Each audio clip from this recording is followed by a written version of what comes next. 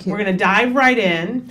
My son is 5 years, 4 months. He is in a special ed classroom for speech and language disorder. He recently was diagnosed with autistic disorder level 1, mild intellectual disability, and ADD, inattentive presentation. We are in the process of getting ABA through your Arcadia Center. My question is, would he ever be able to catch up?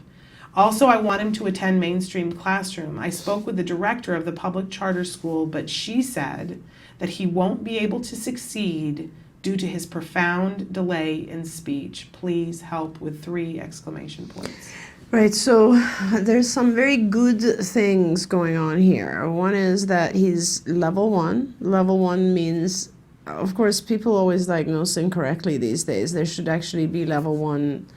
There's 2 different segments that have to have a level associated with them, so it's not enough to say level 1. We're supposed to say level 1 in social and level whatever, and the second area, which is repetitive behaviors. Okay. But regardless, level 1 means he's very mild. That's the one that requires the least support.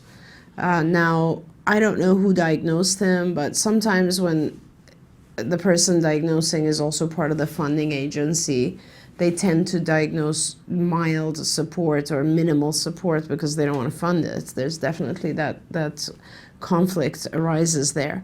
But let's assume he really is level 1. That's very good. That means he's very mild. Mild intellectual disability, again, is another sign that's good. It indicates that he's doesn't have severe or profound mental retardation, which makes things much easier, and therefore he can learn.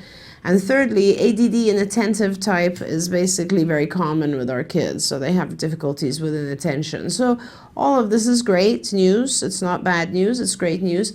He's 5.5. I would have liked him to be a couple of years younger, but 5.5 is good. I have had children start at 5.5 and be actually recovered, completely recovered. So there's no question in my mind that the possibility exists for some children. The other really good thing is that you're approaching our Arcadia Center, and our Arcadia clinic is one of those clinics that has their act together. They're a fabulous group of people. I absolutely love them to death. I highly recommend that center. I'm very happy that you're there, and I really want to urge you, if there's one thing you want to do right now, is finish your paperwork, do your skills intake, do everything to get in as fast as possible. We are on a big push at all of our offices not to make anyone wait. In fact, we've done 80 intakes per month the last 2 months, which is pretty crazy. And we're hiring rapidly, training rapidly. So this is a fabulous thing, and I really recommend that you push forward to get in. And the only thing that I ask you to do to ensure the highest possible positive outcome is to have a lot of hours. So what I mean by that is that whoever the supervisor is, they make a recommendation based on seeing your child, and they'll recommend, 25, 35 hours a week. And hopefully your insurance will fund that. Make sure to make yourself extremely available, make your child extremely available so that we can fulfill those hours. If a child is to receive 40 hours, it would help us if you make yourself available more like 50, 60 hours, because it's hard for us to fit into your child's schedule. And keep in mind, your child's probably in school, so we're limited to just afternoons, which makes it very hard. Now, one way that it'll make things easier is if you do all center-based. That means you'll take your child in right after school every day, and that way your child will not miss any sessions. There will never be cancellations, and you'll get therapy every minute of the time that he or she is there, he is there. Also on weekends, of course, we are open and we try to serve our kids. So your focus right now should be trying to get in and do center-based. Center-based is most effective. It's 80% more effective, or we teach our kids 80% faster when they're at the centers. So do that, and you will have a very good chance. Ignore the profound speech delay thing that the director of your public charter told you. It's way too early to tell where he or she will be. He's 5 years. He hasn't even started ABA. Once you start ABA, miracles happen. So let's keep going. Let's see his progress in the first 6 months to 1 year, and then we can have a better prognosis at that point. It's way too early to. I hate it when people just kind of put a damper on things and say, "Oh, your child has no future." That's just garbage. When you look at go on Amazon and get the film Recovered, Journeys Through Autism. All four of those parents, those children recovered. All four of those parents were told, "There's no way your child's going to recover." So don't believe in any of that stuff. Do the best you can right now, and we'll see huge progress. And one of the children in the Recovered video started later. And you will see after him 5. After 5, and you will see him. And we have a video that Kelby's been working on that we're going to be coming out within, I think, next week. That you'll get to see him as a wonderful, fabulous, inspirational adult. And that phrase that whoever that person was who said that your child can't succeed, that is going to be the rally cry. You're going to be saying that 10 years from now, Yeah. and saying, and see, some yo-ho said this, but look at my child now. Absolutely. I mean, one of the things I love about Bryce, I remember going through this journey with her where she was shocked, when she said, because someone at UCLA at that time had told her that he would never speak. And when I told her, he's going to speak, like, don't you worry, he's going to speak.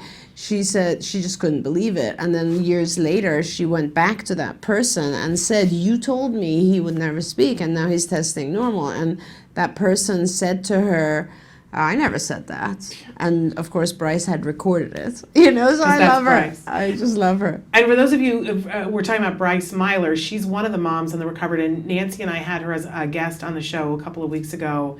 An amazing interview. If you didn't see it, definitely go back in our archives and take a look at it, because Bryce is amazing. Bryce is amazing. She really is amazing. And so, again, another one of the moms on Recovered. So wonderful. And then let us know how things are going. I'm thrilled for you that you're at the Arcadia office too. I've gotten to meet several of the people at Arcadia, and they're rock stars. So thrilled for you.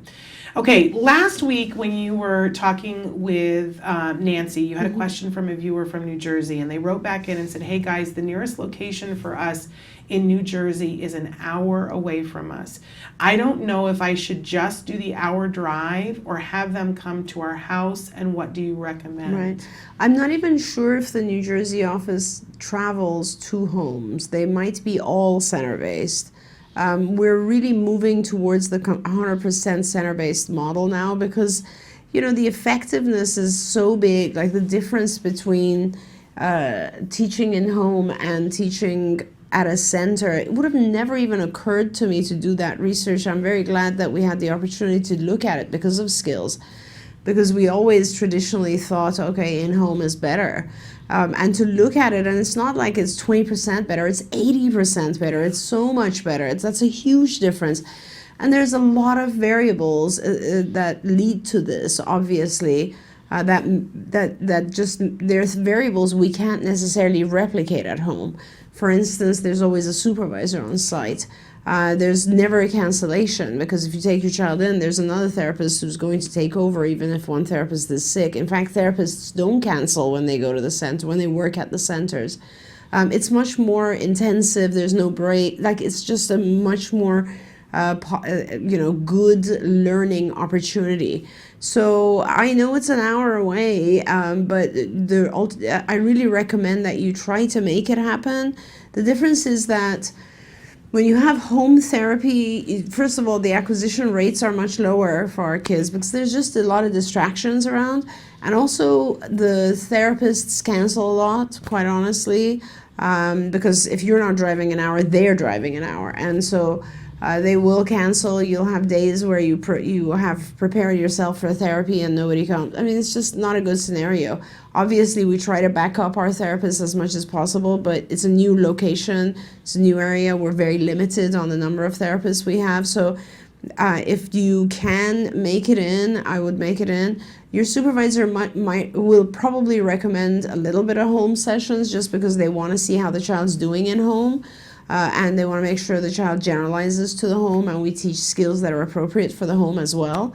But right now, when you first start, our focus is just content skills. So it's a lot of things like language and communication and socialization appropriate eye contact, and all the basic stuff, and that stuff should be occurring at the centers. So if you can, please, I urge you to make it in.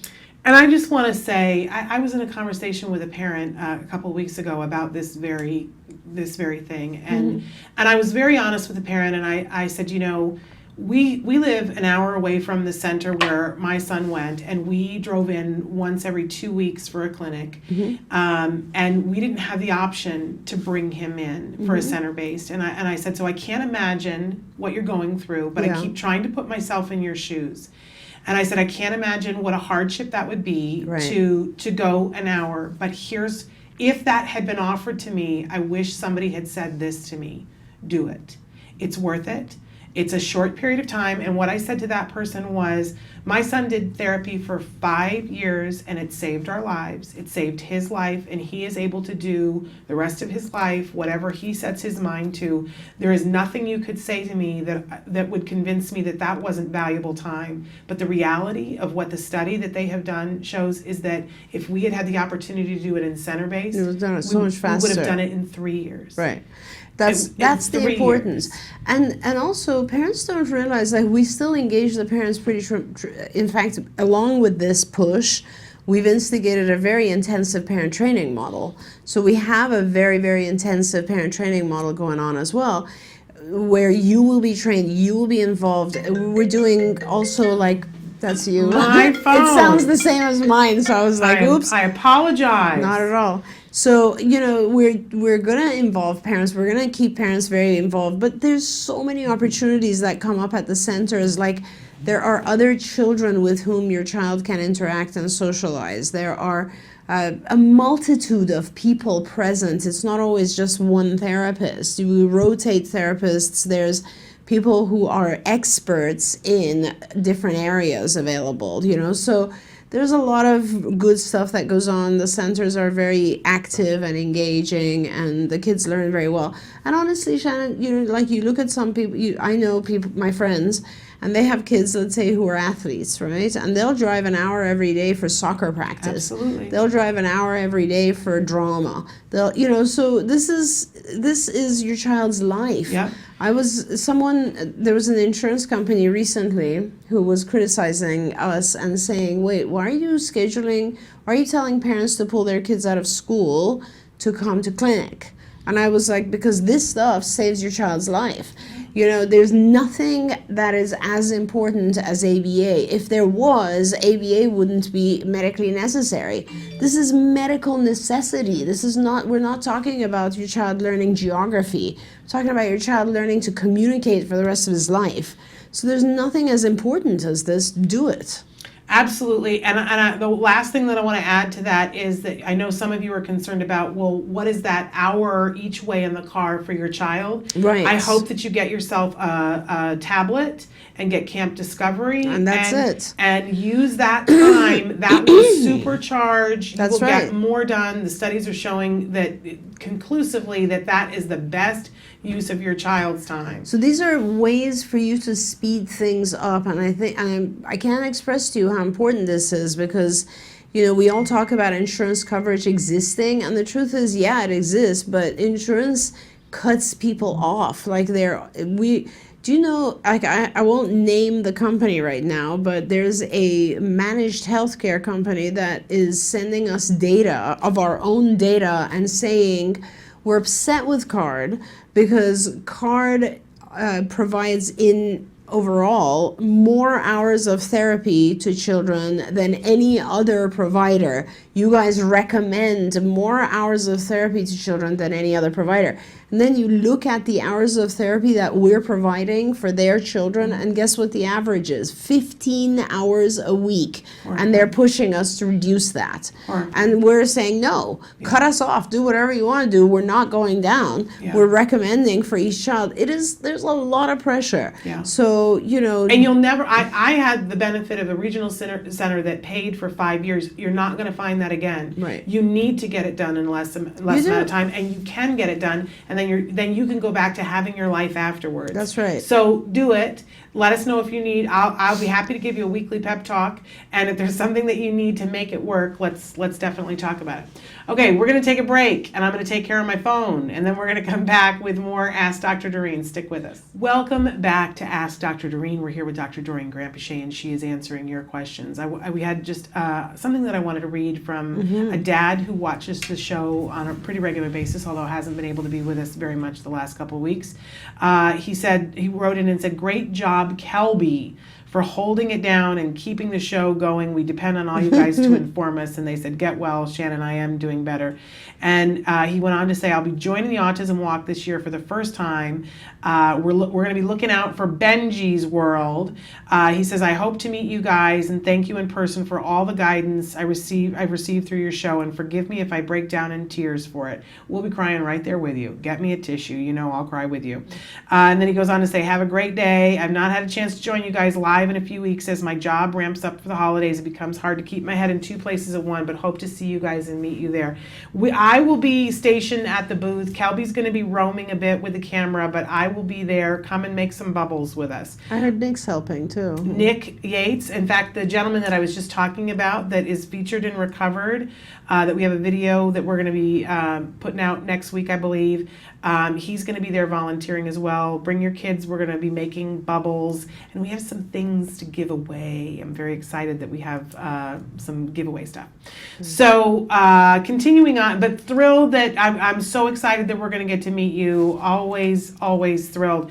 And I also want to say, because we love all the moms, but it's so exciting when we get to meet the dads. Yes, absolutely. There's something special about the dads. And in our next hour, we have a dad who's going to be on the show with us, John Asher, and he's made a film that you're going to want to see as a dad, and that a bunch of dads got together and worked on. Yeah, Autism I really Dads. want to see it, Oh, you got to see this movie. It's called Poe, and we're going to be talking about it with John Asher. P.O. Poe. There's a screening on Tuesday here in Los Angeles. Oh, really? I know people. I can get you in, and I can get you in too if any of you want to go. Thrilled. But in any case, I got to screen it last night. It was amazing. Okay, moving on. How can I teach my daughter to comprehend what she's reading? Reading comprehension, a big issue for a lot of us. Yes. Yeah. There's a lot of people who talk about this issue, and it's a very, very important issue, and I really want to urge people to kind of take the time to work on this because it affects a lot of other things throughout life. So we have a big reading comprehension section in skills. It really is all about just breaking it down to small chunks and checking for understanding. So, first of all, make sure that your child understands the individual words that are involved in, let's say, a paragraph. And then break it into small sentences. We, as you know, Shannon, teach basically one sentence, then ask a question. Then we do 2 sentences, ask questions, 3 sentences, ask questions. I mean, this started so many years ago. It's like, Elmo went to the store. He bought some candy, and he went home and ate it, and then who went to the store? Where did Elmo go? What did he buy? Who ate it? All kinds of WH questions. And so that is kind of the beginning of listening and reading comprehension. Now, reading comprehension is usually easier than listening comprehension because reading comprehension, you have the ability to underline. I always do this. Shannon knows I'm like always, when I read things, underline, circle. So I don't even often I don't even look at the notes I've taken, but it helps when I do that. Maybe it's just practice. And with reading comprehension, we also have this section in our academic program and on skills where we teach the child how to take notes on the side, on the margins. And I think that's very, very helpful. But really, it's a matter of just breaking down the context, the content into small chunks, asking questions to make sure the child. Then if you discover the child doesn't understand, you go back and work on that one concept, which is usually found in our WH section of our curriculum, which is like, what portion didn't she understand? Sometimes you find out the child doesn't understand just vocabulary. A lot of times I find the kids, they kind of cover it up well, but they don't have the right vocabulary for their age. That's very, very important. You can have the school assist you with that, but there's a specific words that are age appropriate that the child should know, and that helps a lot. Speed is another factor that helps a lot. Like, you need to make sure children are fluent. Like, for instance, if I read French, it's amazing that I still understand all of it if I'm reading it. If I listen to it, it's much harder for me. But if I listen to it slowly, I can understand it. German, though, if I read German, my comprehension is not as fluent. I have to go back and read it again or spend more time. So fluency has to do with the speed with which you can comprehend something you read or hear. So just practice, like helping your child more and more. It's just like reading for us. Like, when you read, if you're someone who read a lot as a child, then you're just more fluent and you have more vocabulary. If you're someone who didn't read a lot, you're going to struggle with both of those areas. So content comprehension, fluency, and then sometimes you'll find reading is different, but listening comprehension, I find our kids have a hard time because they have processing speed issues. So they'll be focused on something that was said and not hear what's being said now. And so that's a common problem a lot of people have. They hear the first... I think I do that. Well, what we do is we listen to a portion of the sentence and we start already formulating our response to it in our head. So what happens is the current statement passes, So, and our kids, though, they're not formulating, they might be, but what happens is they get stuck understanding the previous thing just because their processing speed is a little bit behind. And then they get stuck on the previous sentence, so then the current sentence is harder. That happens to me, I know, in foreign languages, because when someone speaks fast, I'm trying to understand, like, what did they say in the first sentence? And then I lose the second sentence. Right. So fluency is very, very important. That's just practice. Content is very, very important. Break it down so your child is successful, and they will get it. And I think, as a former teacher, one of the best gifts we give all of our children, whether they're on the spectrum or not, is making reading fun. Yes. So while you're working on their comprehension, making it fun. I despaired when Jem was little because I had this picture in my head that I was going to have this baby who was going to sit on my lap and we were going to read books together, but he was constantly on the go. Yes. He didn't want to sit on my lap and read books. Right. And my mother... she visited once and she said, give him something. Like, and what she went and got him was an apple, and it was a cold apple, and he sat with that apple. He didn't really eat it. He kind of mouthed it, but something about holding that apple, and every night we would do that. Down. He would get his apple, he would hold the cold apple, and he would kind of lick at it and maybe take one little bite out of it. It was a waste of an apple, but it wasn't, because he would sit and read. And then from there, we did the Usborne books that have the duck hidden somewhere on each page. And so as soon as we could get him to sit still, then we would do, I know he didn't understand what I was saying in the book, but we would read a page and I would say, where's the duck? Right. And he would look for the duck and be thrilled to find the duck, but that eventually became that he listened. Yes. And then it grew from there, and he loves still to be read to. He will read on his own now, and if it's something that he's interested in, he loves it. But he has the ability to attend to that and listen in a way that I hadn't anticipated him having. I think he's above average in that, and it all stems from the apple, and that was rewarding for him. I couldn't have predicted that, and I don't think that would be for every kid, but finding whatever it is that's rewarding to begin with, I think, is key. Yeah, and I don't know if it was just the rewarding side of it, but it was also kind of anchoring. Yeah. Because sometimes we give our kids something that sort of just like slightly slows them down or distracts them enough to slow down and then just receive what's going on. And perhaps he was so hyper, and when you got the apple, it kind of anchored him, so he would sit for a bit and then receive, she's reading me a story. Yeah. And I can't tell, like, it's so fascinating. My two oldest children were readers. They were readers. Like, they read hundreds of books. They've read more books than I've read. And you can see it in their writing and in their vocabulary. And then my youngest child hated reading when she was little, and now she's become a reader. And so she constantly comes and asks me or the other ones about vocabulary words, and I can see that, like, she struggles more than they did, and it's just because she wasn't into reading. Yeah. Of course, it's never too late to get into reading, and it really does make a difference. Like, I look at it's fascinating that I would say it was probably one of the weakest areas of my son when he was little, and it is now. He's the strongest reader I know. He will read it so beautifully. It's almost like he knows everything by heart. Like, he's a really good reader, and it's just practice. Yeah. It's not any child can get this stuff. Yeah. You brought a very important thing to the picture, which is make sure he's interested. Like, don't force a child initially to read things that are completely. Let me tell you, when I read like world history, my comprehension drops. When It's I read, a sleeping pill. It is for some, but I mean, eventually now I do history with my kids, and I'm like, wow, like I don't remember this stuff. It's so good. Right. But for kids, it's not necessarily the most exciting thing. You can get them there, but start with something he or she is really interested in. Yeah. That will really boost comprehension and will teach the child how to break paragraphs down. Yeah. And then you can start moving to other stuff that's not as interesting. All right, I'm feeling competitive because Nancy gets through more questions than I do. I'm gosh. going to move on. Okay, hello, Shannon and Dr. Doreen. Thank you so much. I love the show. It's been a blessing for us.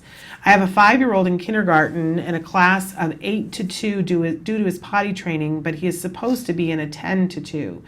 He has explosive, major tantrums, meltdowns with massive aggression everywhere we go, destroys property, bites, kicks, bumps head on people, screams, says very offensive things even though he has language delay, throws furniture or anything. At school, he has everyone on their toes, including the principal and 3 other special ed teachers, which help the teacher when he becomes aggressive. The teacher knows sometimes the triggers, but many times she misses the reason for the behavior. District has asked me to reevaluate since the diagnosis is 3 years old and they're refusing to accept it. I think for better placement it will help. His school, as much as they try, they cannot handle him many times, and I have been asked to pick him up. They are waiting on an evaluation to have a meeting at the district, has OT, speech, waiting on ABA, and they said, please help. You definitely need help right now as soon as possible. And this is what ABA deals with. So speech and OT and regular kindergarten are not going to be able to handle this. And in fact, in some ways, it's a little detrimental to him right now because he screams, tantrums, hits, bites, acts out, and then they ask you to come pick him up. Yeah. So what he gets out of that is every time I want to go home, all I have to do is freak out and somebody will come take me. So he's learning the wrong things. This has to end. New procedures have to come into place. Don't worry. This stuff is all manageable. There's not a kid that doesn't whose behaviors are not manageable. There's no child who doesn't learn to not aggress and instead uses language. He's not using an appropriate form of communication, but all of that stuff, destroying property, biting, kicking, bumping head on people, screaming, saying offensive things, throwing furniture, all of that stuff is just his way of communicating something. He's either communicating that he doesn't want to be there, that he doesn't like the demands that are being placed, that he wants more attention, that he wants an object that he can't get, he wants an activity that he can't get. All of those things are communication. ABA teaches him how to communicate those desires, those wishes in a more adaptive way, communicate language or nonverbal language, which would be an iconic system. And then he learns that he can have these things, the things he wants, if he behaves well, not if he behaves poorly, which is what he's learning right now. So the sooner you get ABA, the better. Diagnosis, I don't know what his diagnosis is currently. Yes, of course, they can re-diagnose, and he may receive a diagnosis of ASD, I don't know. But the fact of the matter is, the school will probably drag their feet on funding this. They need to fund it. Your insurance should also fund it. I don't know where you are, but all of this stuff is now funded either by your school or by your insurance or by both. And he should receive a full ABA program. Please don't let them cut you short. He's 5, so he's in school, but a lot of behaviors are happening. The school is obligated to provide a behavior analyst, a BCBA, board certified behavior analyst, who can come in, and what they will do is a FBA, which is a functional behavior assessment, which will tell you why your child is having these behaviors in each situation. Is it because he needs something? Is it because he doesn't want to be there? Is it because whatever the reason is? And once we find out the reason for each situation, then we deal with it appropriately. The behavior analyst will put a program in place. If your school doesn't want to fund a private program like ours, make sure they fund a shadow for him that they pay for, an aide in school, and make sure that aide is trained. You know, in the old days, we would provide the aides. Nowadays, schools try to provide their own aides, and often the aides are not trained. So make sure you have a trained aide. You can make this happen. This is all your right. You just need to be pushy. Make sure you get a full-time trained aide with your child who knows exactly what to do. And then after school, every single day, you need a full ABA program. Don't waste a minute. Weekends, ABA. Evenings, ABA. Do as much ABA as you can right now. I promise you they can get these behaviors under control. But if you don't, things are just going to get worse. Yeah. So please get involved fast. And he'll just get bigger. Yeah. And it'll just get harder. So good luck. And again, if you need more help and support, just write in. Absolutely. As Dr. Granpeesheh said, you can do this. You wouldn't be the first person that has done this, and there are those of us who will circle our wagons around you to build you up to make sure that you can get through it. It's not easy, but you can do it. All right, we're going to take a very short break, and then we're going to come back and breeze through a couple of questions. Stick with us. Welcome back to Autism Live and to Ask Dr. Doreen. We're here with Dr. Doreen Granpeesheh. She's answering your questions. We had a question that came in. Hello, Shannon and Dr. Doreen. I wrote in a couple of weeks ago explaining how my 4-year-old daughter received West Virginia Medicaid through disability services. After talking to a couple of different people at CARD, I called my insurance because I was told CARD does not currently work with West Virginia Medicaid. I talked to my insurance, who also could not provide me with any organizations who provide ABA in West Virginia. Crazy. The closest center to me is in Alexandria, and I cannot afford to do private pay as I'm a single mother with 2 small children. Do I have any other options? I'm desperate for help. I have actually been a workshop therapist for the past 7 years, but need supervision for my daughter. I'm willing to do the work myself. I just need help. I feel like it's taking everything I have to keep my head above water, and everywhere I turn, it's just another dead end. Yeah. I would appreciate any suggestions, as I'm in great need of help for my daughter. Any suggestions are greatly appreciated, and thank you. Sure. I don't know if I can help. I want to help. Why don't you write in to me, if you could provide my email to her, Shannon, offline, and then you can write in to me if you're, I want to help as much as I can, especially since you are a workshop therapist for CARD, and see what we can do to get you some services. I want to check with our person here who's applying for Medicaid in various states. I want to find out if we have any plans to receive West Virginia Medicaid. It sounds like we should, since there's no ABA providers. It sounds like we would want to do that. Right.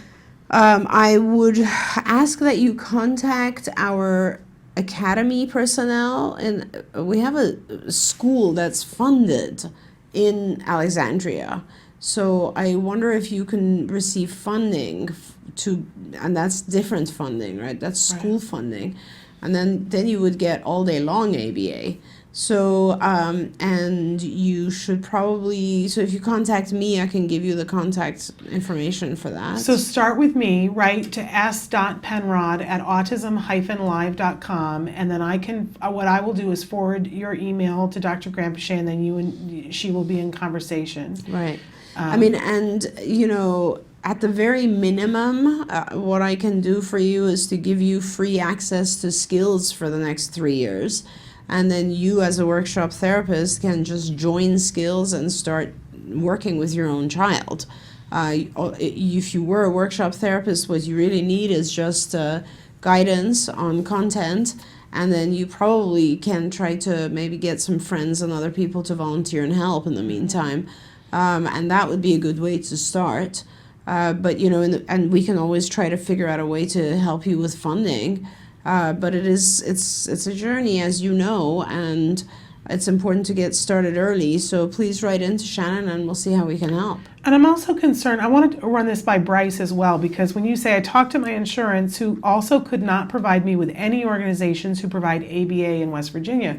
When you have insurance, if your insurance covers ABA, then they have to, and if there isn't one, then they have to pay for one that's out of network. Right, access to care. So this is very important.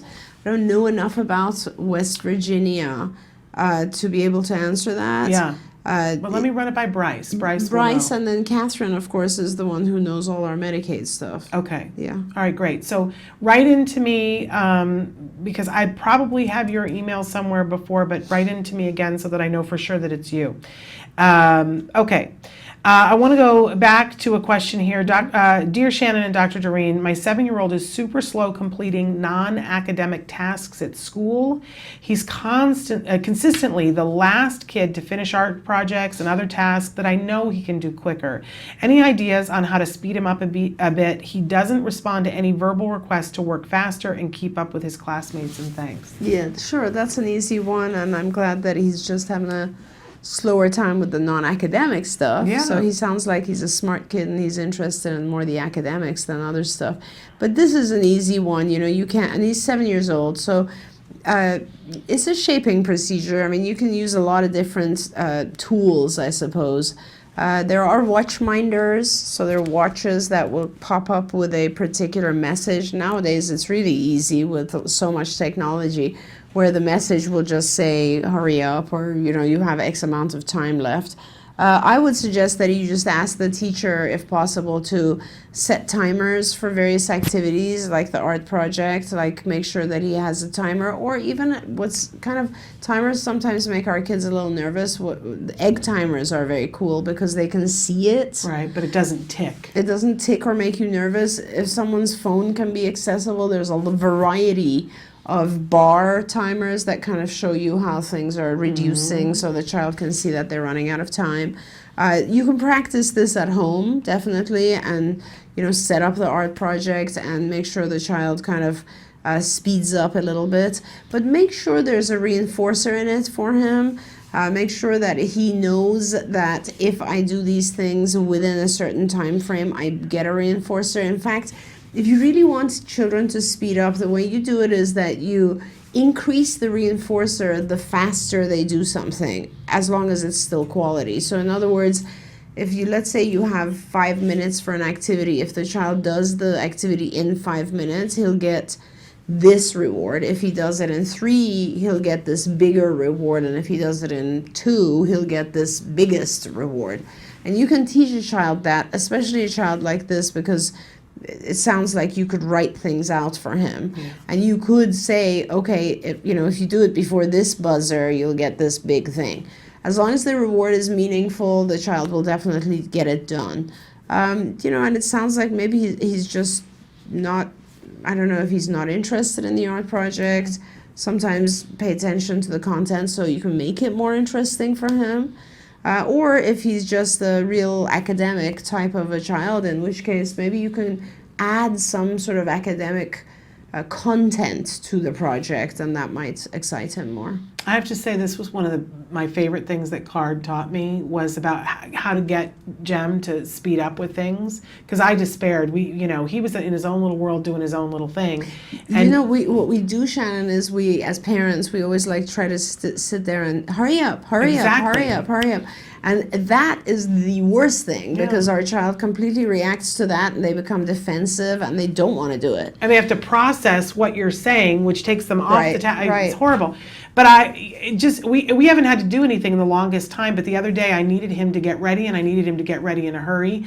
And I remembered years ago, and I said, okay, let's do what we used to do. And the first person who's dressed and has their teeth brushed and their shoes on and is standing by the door gets. Yes. And what it was that he wanted the TV for an hour. Yeah. And I said, so the first person, you and I were racing, the first person who's there and has it done, because I just needed him to get on the ball. And he was ready in like 27 seconds. It was something ridiculous. Yeah. But I remember there were years when that's what we would do. It was, Absolutely. okay, we're about to get out of the car, and we would have to walk this long way to get to our condo. And the first person who touches the door gets to do this, that, or whatever. He loved it. Yeah, Loved absolutely. it. You got to And make it was it so much fun. fun and giggles. Okay, so I think this is probably our last question. Good morning. This is a great question too. Any ideas on how we can work on advanced social skills this summer? My son is going into kindergarten, and he has deficits in play and communication with peers. His academic skills are above grade level, and thanks for your suggestions. The summer is the time when we catch up. Totally. And I don't know where you are, but if you're going to be close to a card center, we do massive summer social skills programs at all of our centers. So we have all kinds of summer social skills groups. There are many different names. There's Camp Safari. There's a lot of stuff we do in our centers. So that would be my first recommendation. He's very, very young.